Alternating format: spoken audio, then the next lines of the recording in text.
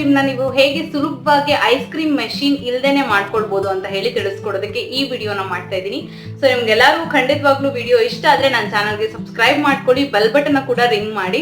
So bell button ನ hit ಮಾಡೋದ್ರಿಂದ ನಿಮ್ಗೆ ನಾನು ಯಾವಾಗ್ಲೇ ವಿಡಿಯೋ ಅಪ್ಲೋಡ್ ಮಾಡಿದ್ರು ನೋಟಿಫಿಕೇಶನ್ ಬರುತ್ತೆ.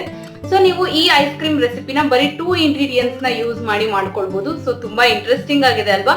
ಬರೀ 2 ಇಂಗ್ರೀಡಿಯೆಂಟ್ಸ್ ಇದ್ರೆ ಸಾಕು, ಯಮ್ಮಿ ಆಗಿ ಮತ್ತೆ ತುಂಬಾ ಕ್ರೀಮಿ ಟೆಕ್ಸ್ಚರ್ಡ್ ಆಗಿರುವಂತ ಐಸ್ ಕ್ರೀಮ್ ರೆಡಿ ಆಗುತ್ತೆ. ಸೊ ಫ್ರೆಂಡ್ಸ್, ಬನ್ನಿ ಸ್ಟಾರ್ಟ್ ಮಾಡ್ಕೊಳ್ಳೋಣ ರೆಸಿಪಿನ. ಡೆಲಿಷಿಯಸ್ ಆಗಿ ತುಂಬ ಕ್ರೀಮಿ ಟೆಕ್ಸ್ಚರ್ಡ್ ಆಗಿರುವಂಥ ಹೋಮ್ ಮೇಡ್ ಐಸ್ ಕ್ರೀಮ್ನ ಹೇಗೆ ಮಾಡ್ಕೊಳ್ಬೋದು ಬರೀ 2 ಇಂಗ್ರೀಡಿಯೆಂಟ್ಸಿಂದ ತೋರಿಸ್ಕೊಡ್ತೀನಿ. ಸೊ ಇಲ್ಲಿ ನಾನು ಅಮೂಲ್ದು ಫ್ರೆಶ್ ಕ್ರೀಮ್ನ ತೊಗೊಂಡಿದ್ದೀನಿ. ಸೊ ಇದು ಅಮೂಲ್ದು ಫ್ರೆಶ್ ಕ್ರೀಮ್ ಅಷ್ಟೇ. ಸೊ ನೀವು ವಿಪ್ಪಿಂಗ್ ಕ್ರೀಮ್ನ ಯೂಸ್ ಮಾಡ್ಬೋದು, ಇಲ್ಲ ಹೆವಿ ಕ್ರೀಮ್ನ ಕೂಡ ಯೂಸ್ ಮಾಡ್ಬೋದು. ಮತ್ತು ನಿಮಗೆ ಸ್ವಲ್ಪ ಮಿಲ್ಕ್ ಮೇಡ್ ಬೇಕಾಗುತ್ತೆ. ಸೊ ಇದು ಕಂಡೆನ್ಸ್ಡ್ ಮಿಲ್ಕ್ ಇಲ್ಲ ಮಿಲ್ಕ್ ಮೇಡ್ ಏನು ಬೇಕಾದ್ರೂ ಹೇಳ್ಬೋದು. ಸೊ ಇಲ್ಲಿ ನಾನು ನೆಸ್ಲೆ ಬ್ರ್ಯಾಂಡ್ನಲ್ಲಿ ಯೂಸ್ ಮಾಡ್ತಾ ಇದ್ದೀನಿ. ಸೊ ನಿಮಗೆ ಯಾವ ಬ್ರ್ಯಾಂಡ್ ಬೇಕೋ ಅದು ಆ ಬ್ರ್ಯಾಂಡ್ನ ಯೂಸ್ ಮಾಡ್ಕೊಳ್ಬೋದು. ನಾನು ಇದನ್ನೇ ಯೂಸ್ ಮಾಡ್ತಿದ್ದೀನಿ ಅಂತ ನೀವು ಇದನ್ನೇ ಯೂಸ್ ಮಾಡಬೇಕಂತ ಏನೂ ಇಲ್ಲ. ಸೊ ಇಲ್ಲಿ ಮೊದಲನೇದಾಗಿ ನಾನು ಇಲ್ಲಿ ಸ್ವಲ್ಪ ಐಸ್ ಕ್ಯೂಬ್ಸ್ನ ಬೇಸಲ್ಲಿ ಹಾಕೊಳ್ತಾ ಇದ್ದೀನಿ. ನೀಟಾಗಿ ಫುಲ್ ಮಾಡಿಬಿಟ್ಟಿದ್ದೀನಿ ಒಂದು ಪಾಟ್ನ ಇಟ್ಟು. ಸೊ ಅದ್ರ ಮೇಲೆ ಇನ್ನೂ ಒಂದು ಬೌಲ್ನ ಇಟ್ಕೊಳ್ತಾ ಇದ್ದೀನಿ ನಾನು. ಸೊ ಈ ಥರ ಮಾಡೋದ್ರಿಂದ ನೀವು ವಿಪ್ ಮಾಡೋದಕ್ಕೆ ತುಂಬ ಹೆಲ್ಪ್ ಆಗುತ್ತೆ, ತುಂಬ ಬೇಗ ಸ್ಟಿಫ್ ಪೀಕ್ಸ್ ಬರುತ್ತೆ, ಆಮೇಲೆ ಐಸ್ ಕ್ರೀಮ್ ತುಂಬ ಚೆನ್ನಾಗಾಗುತ್ತೆ ಅಂತ ಹೇಳಿ.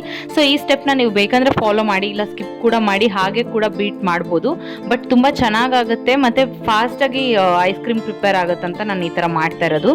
ಸೊ ಇದಕ್ಕೆ ನಾನು ಫಸ್ಟು ಫ್ರೆಶ್ ಕ್ರೀಮ್ನ ಆ್ಯಡ್ ಮಾಡ್ತಾ ಇದ್ದೀನಿ.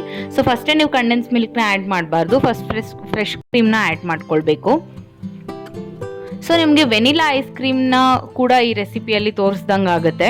ಬಿಕಾಸ್ ಇಲ್ಲಿ ನೀವು ಬರೀ 2 ಇಂಗ್ರೀಡಿಯೆಂಟ್ಸ್ನ ಯೂಸ್ ಮಾಡಿದ್ರೆ ವೆನಿಲಾ ಐಸ್ ಕ್ರೀಮ್ ರೆಡಿ ಆಗುತ್ತೆ. ಇದಕ್ಕೆ ಓರಿಯೋ ಹಾಕ್ತಾ ಇದ್ದೀನಿ ನಾನು, ಅಷ್ಟೇ ಚೇಂಜಸ್ಸು ಇನ್ನೇನು ಇಲ್ಲ. ಸೊ ಅದಕ್ಕೆ Oreo and cream ice cream ಆಯಿತು ಅಷ್ಟೇ. ವೆನಿಲಾ ಐಸ್ ಕ್ರೀಮಿಗೆ ನೀವು ಈ ಥರ ಮಾಡ್ಕೊಳ್ಬೋದು.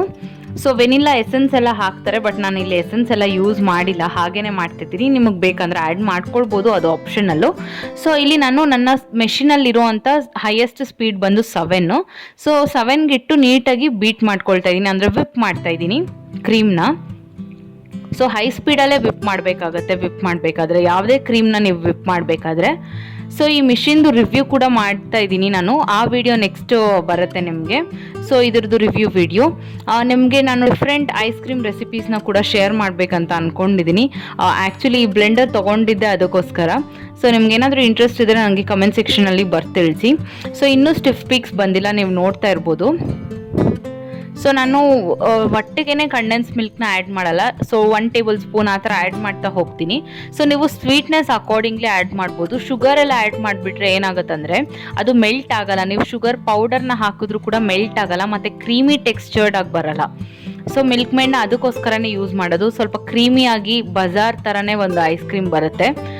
ಸೊ ಇಲ್ಲಿ ನೋಡಿ ಮಿಲ್ಕ್ ಮೇಡ್ನ ಆ್ಯಡ್ ಮಾಡ್ತಾ ಇದ್ದೀನಿ. ಸೊ 1 ಟೇಬಲ್ ಸ್ಪೂನ್ ಅಷ್ಟೇ ಆ್ಯಡ್ ಮಾಡೋದು, ನೀವು ನೋಡ್ತಾ ಇರ್ಬೋದು. ಅಂದರೆ ಬರೀ 1 ಟೇಬಲ್ ಸ್ಪೂನ್ ಮಾತ್ರ ಅಲ್ಲ ಬೇಕಾಗೋದು.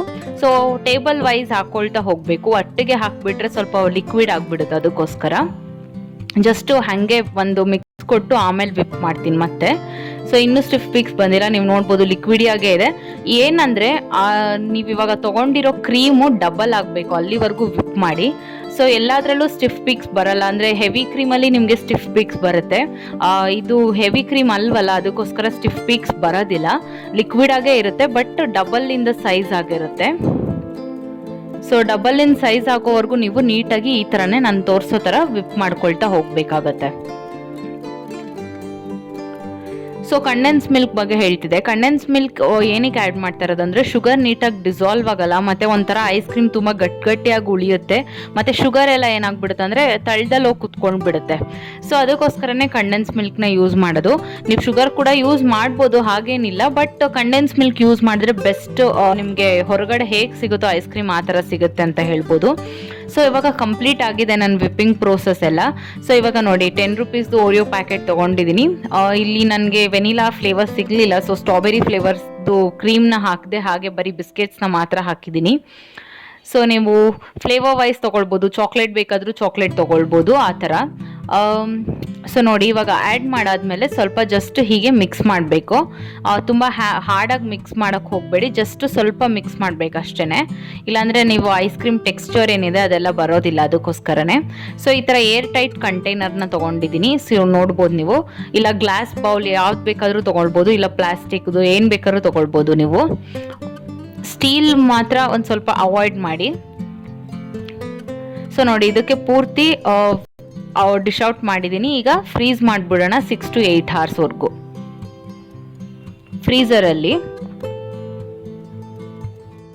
ಸೊ ಈಗ ಕಂಪ್ಲೀಟ್ ಆಗಿ ನನ್ನ ಐಸ್ ಕ್ರೀಮ್ ಫ್ರೀಸ್ ಆಗಿದೆ. ಸೊ 7 hours ನಾನು ಫ್ರೀಸ್ ಮಾಡಿದ್ದೀನಿ.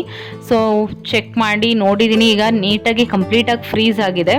ಸೊ ಬರೀ ಓರಿಯೋ ಬಿಸ್ಕೆಟ್ಸೇ ಕಾಣಿಸ್ತಾ ಇದೆ ಅಂತ ಹೇಳ್ಬೋದು ನೀವು, ಬಟ್ ನೀಟಾಗಿ ಎಲ್ಲ ಕಡೆನೂ ಸ್ಪ್ರೆಡ್ ಆಗಿದೆ ಅಂತ ಹೇಳ್ಬೋದು.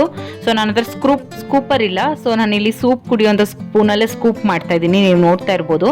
ಸೊ ತುಂಬ ಯಮ್ಮಿ ಆಗಿತ್ತು. ಖಂಡಿತವಾಗ್ಲೂ ಒಂದ್ಸತಿ ಈ ರೆಸಿಪಿನ ಟ್ರೈ ಮಾಡಿ. ಟ್ರೈ ಮಾಡಿದ್ರೆ ನನಗೆ ಫೀಡ್ಬ್ಯಾಕ್ ಕೊಡೋದನ್ನ ಮಿಸ್ ಮಾಡಬೇಡಿ. ಖಂಡಿತವಾಗ್ಲೂ ನೀವು ರೆಸಿಪಿನ ಟ್ರೈ ಮಾಡಿದ್ರೆ ನೀವು you can't stop thanking me ಅಂತ ಹೇಳ್ಬೋದು. ಸೊ ಅಷ್ಟು ಚೆನ್ನಾಗಿ ಡೆಲಿಷಿಯಸ್ ಆಗಿರುತ್ತೆ ಐಸ್ ಕ್ರೀಮು.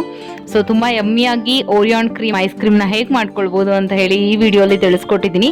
ಸೊ ಓರಿಯೋ ಬಿಸ್ಕೆಟ್ಸ್ನ ಹಾಕಿಲ್ಲ ಅಂದರೆ ಇದು ವೆನಿಲಾ ಐಸ್ ಕ್ರೀಮ್ ಆಗುತ್ತೆ, ಆವಾಗಲೇ ಹೇಳಿದೆ ನಾನು. So enjoy.